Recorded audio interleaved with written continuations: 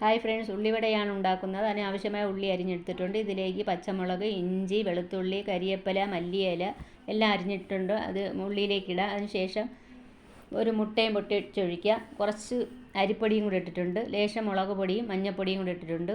അതിനാവശ്യമായ ഉപ്പ് ഇട്ട് നല്ലതുപോലെ നമുക്ക് കുഴച്ചെടുക്കാം.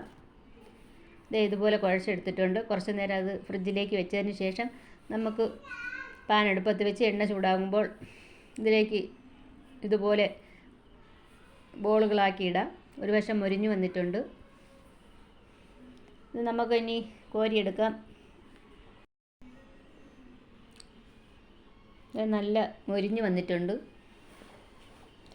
രുചികരമായ ഉള്ളിവടയാണ്. നിങ്ങൾ ട്രൈ ചെയ്ത് നോക്കി അഭിപ്രായങ്ങൾ കമൻറ്റായി രേഖപ്പെടുത്തണേ. എൻ്റെ ചാനൽ സപ്പോർട്ട് ചെയ്യണം.